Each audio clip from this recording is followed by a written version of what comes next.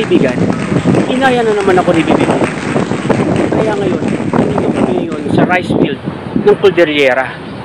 Char, nandito lang po kami sa palayan ng Barangay Lamao, mga kaibigan.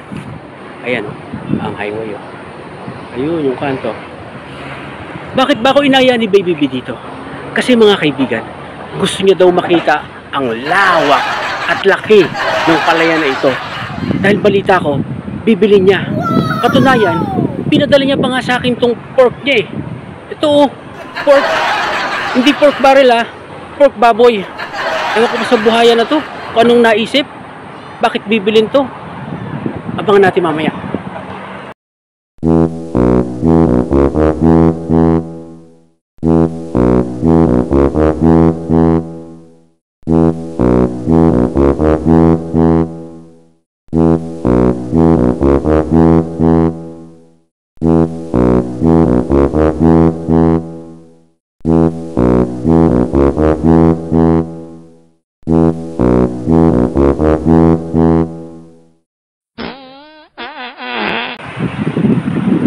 Mga kaibigan, nandito kami sa malawak na palayan ng Lamao.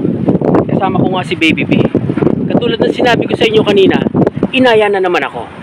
Alam niyo po ba kung bakit ako inaya ng kurakot na to? Dahil alam niyo, gusto niya daw, binulong niya sa akin kanina eh, gusto niya daw itong gawing paliparan para sa kanyang eroplano at helicopter.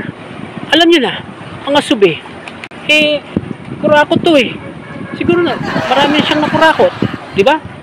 At balak niyang gawing paliparan to, itong bukirin ng Lamao.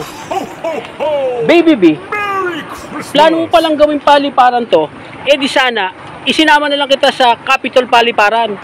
Doon, may paliparan doon. Ito talagang buhaya na to, pasaway.